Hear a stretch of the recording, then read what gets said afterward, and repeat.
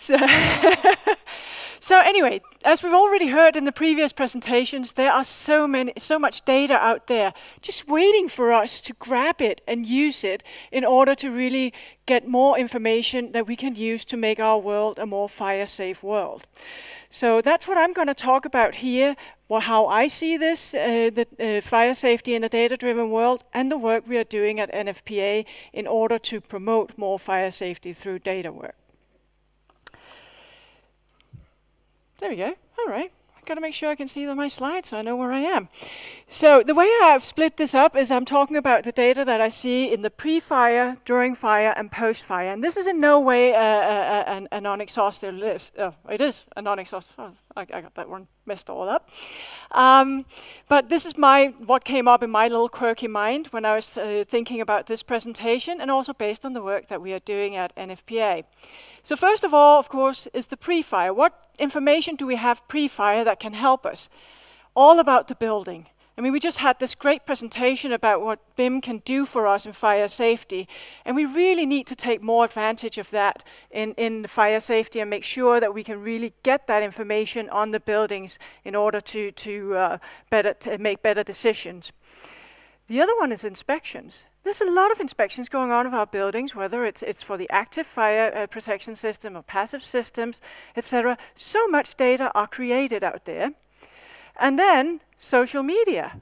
We have a lot of information. The last presenter was just talking about that as well. There's so much going on social media that actually will be able to tell us, is a significant event going to happen or not? And we are not looking at that at all. Going on during the fire, we have the firefighter response, everything, how many fire trucks, how long did it take them to arrive, all that information. But again, following on from the previous presenter, sensor data. We've got so many sensors around the buildings now, and especially in smart buildings, but also our little mobile phones, our Nest thermostats, our smoke alarms, etc. All that can provide us a lot of information, and I'll get back to that and talking about smart firefighting. And then post-fire, of course, the incident data. What happened during the fire? Well, what was ignition? How did the fire spread, etc. And if we are lucky enough, we can get some detailed fire investigations, and it talked about it's very important for us to have those in order to learn from the fires. But another area that really is not really considered is the environmental data. So Margaret was talking about that as well, but we actually have a lot of environmental data sensors around our countries, in cities, etc. An example, we had a big fire in Copenhagen some years ago in a sports center. Whole roof burned off, and it created quite a bit of smoke. 4 kilometers on the town hall square, the environmental sensors that are there in order to measure the pollution from the traffic, etc., spiked extremely that day and said, oh, it was really, really bad air quality. But nobody really was thinking about connecting that to the fire incident, but it was totally connected. We could learn so much from that. So as you can see, I've put some of these in bold, and those that I've put in bold are those that I believe they're really the ones that has to be there. The other ones are the ones that I would love for us to see more. So why is it that we need data? Why is it that we need data for fire safety? Well, first of all, for regulation and code. In order for us to move away from design by disaster, where we just learn from one incident and we change one thing in the code, if we want to move away from that to much more performance-based design, we need to have much more information about what has happened in fires, what our building made of, what is happening around the world. And that is totally linked to risk assessment. We need data to make better risk assessments. Otherwise, we cannot do the true performance-based designs. But then, smart firefighting. Why are we not using all this information to make the life for our first responders easier? So that they, on top of all their great experience, can actually make data-driven decisions. And last but not least, this one that popped up in my mind is smart evacuation. And I think both the presentation we just heard and also the presentation on BIM showed really how you can have this information about the building, the layout, etc., and try to get information where are people in the building, use sensors, use cameras in order to direct people in the right way. Why are we not doing that yet? So what are we doing then at NFPA to try and move all these great ideas forward? So I'm going to talk about some of the projects that we have. It's not everything that we're doing in our department, but those that are mostly related to the issues that I just talked about. So in research at NFPA, we are a great team. One of them is the Fire Protection Research Foundation, headed up by Casey. We also have our data and analytics group, which is a bunch of very creative geeks. And I use geek as a compliment because I think those are the people that truly bring the world forward. And then we have applied research, where we're trying to take the information that we learn from the data people and the information from the research foundation, combining it with global research to actually create some insights on what's going on in the fire problem. So first up, talking about what data products we have related to the pre-fire data. One of them is the ITM data collection and analytics. So ITM is inspection, testing, and maintenance. So as I said before, we have a lot of that going on out there, whether it's inspection of fire pumps, whether it's inspection of fire doors, the buildings, etc. We have all that information, and we're not really using it for much. And if we had that information, if we really collected it and pooled it together and made it possible for us to do some analytics on it, we would be able to help a lot of our stakeholders, and it would help us make better risk assessment, really better do the performance-based options in the codes for not just testing every so and so often, but testing when it's needed. So it's really something that we are working on. It's quite an exciting project. And the next slide, I'm not going to go into detail with it, just to show what happens in our team when we take the great project managers of our research foundation and combine it with our creative data geeks. This is their project plan that they came up with. You gotta love it. So moving on, another really interesting project that we're working on is related to building survivability in the wildland-urban interface. We just heard this earlier presentation about the wildfires in Sweden. As you know, we have a wee bit of a problem in the US as well. And we have some of our wonderful creative data analytics people looking at using information from satellite imagery, environmental information, and some information from building inspections and property inspections to try and predict which buildings would actually survive in case of a fire in this neighborhood. And they have used this on some of the wildfire areas, the wildfires we've seen in California, and they have reached at this point an 85% predictability, accuracy in their predictability. So this is quite an exciting thing for us. We continue working on it to improve the accuracy. And even though this is developed based on California data and California experience, this is definitely a general methodology that we can see be applied globally to help us inform us around what can happen in case of a wildfire in a specific area. I cannot talk about data without talking about our risk assessment tool. So again, here, pre-fire data, pre-fire information.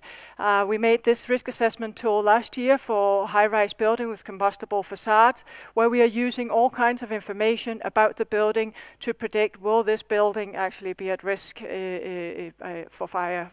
What is the risk assessment we have there? Even though, funny enough, talking here about data, we did not have enough data to make it quantitative. We had to make it a qualitative risk assessment at this point. But more details about that if any of you are coming to Interflam. And then, what happens during the fire? What kind of data? And here I'm going to talk just a wee bit about one of Casey's favorite projects, one of his babies, smart firefighting. There's an awesome report that was published by NIST and the Fire Protection Research Foundation on a roadmap for smart firefighting. And it really shows how we can take all that information, data, and technology to help the firefighters make information-based decisions and not just rely on their experience. And that's where, just imagine that presentation we saw first about BIM, that the firefighter would show up, would have all this information about the building, would have the information from social media about people that are in the building, and then at the same time would have access to real-time fire modeling. So based on the sensors in the building, we know that the fire is going on there and there. We can then predict what's going to happen next before it happens.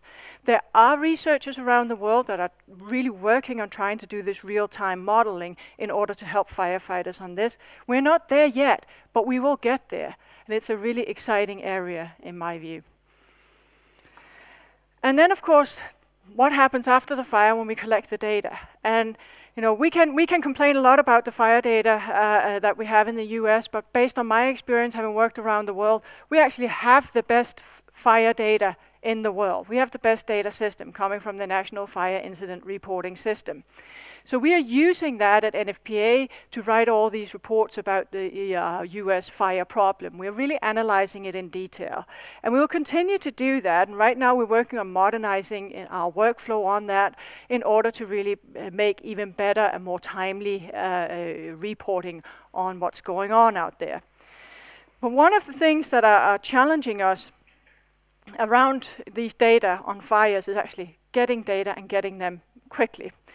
So the last project I would like to bring up is our National Fire Data System, which is a system that has been created in order for us to better get quicker get data from the fire service, and actually a system that makes it possible to provide data in so many different formats, bring them together, and then for us to do analytics on them.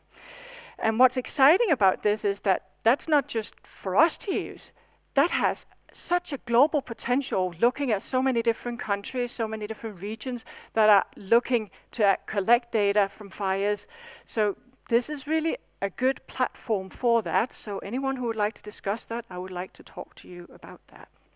At this point in the US, we are getting data in very quickly from about 1,500 fire departments, and that's growing. I bet that number has gone up since I wrote this presentation. So it provides us really in-depth access to a lot of the detailed data from the fires. I promised you I was going to talk fast, right? So going forward, what do we need in order to really get this fire safety in a data-driven world? Well, we really need to standardize. First of all, the inspection, testing, and maintenance data needs to be standardized in order for us to be able to compare. But also the incident data. Having talked to a lot of people around the world, we don't even define a fire death the same way. We had a question earlier about how many people die in fires. Well, you know, it's sorry to say a little bit apples and bananas between countries, because some people define it as you died in a fire, another one's within 24 hours, another one within a year. So you cannot compare from country to country, sometimes even from region to region in some countries. Another thing that we really need to move forward on, and you mentioned that as well, is the use of artificial intelligence and other things that are there, image recognition, etc., in order to automate much more the input data. Right now, we are relying so much on our fire departments and other people out there that are so active in the field and have so many other responsibilities. We now expect them to go home and fill out a 20-page report about the fire in order for us to have information. We need to find a way to make that easier. We need to really get data in. And what if we could have, you know, all those things that are already available, Alexa, Siri, etc., help us on this in the future. Then BIM, that is really an area where we in the fire safety field need to work more. We need to be into that discussion. I was so happy to see it in the presentation earlier that they're already incorporating a lot of fire engineering in that. But we need to talk even more with those people. We need to get even more information in there about what is it that we want to know about the materials and the building, etc. And then how to use it better for whether it's for the modeling or it's for the evacuation, for the fire service, etc. So much more cooperation with that is definitely needed. And I'm happy to see it happening here in Sweden, but I don't see it in so many other places though. And then utilize the data from non-fire sensors and other sources. We are not doing that at all yet, and we need to do that much, much more. So imagine if we could have Alexa and Siri telling us, giving us information when things are happening. And then, of course, social media. There is some interesting work going on at Northeastern University at the moment in Boston, where they're looking at if they could use social media postings, try to harvest those to find areas that are high risk for a fire event. So we should be able to do that much more to get a much better picture of where do we have areas of high risk, and therefore where do we need to focus our attention. So this was my high-level helicopter view of fire safety in a data-driven world, and that was all I have for you. Great.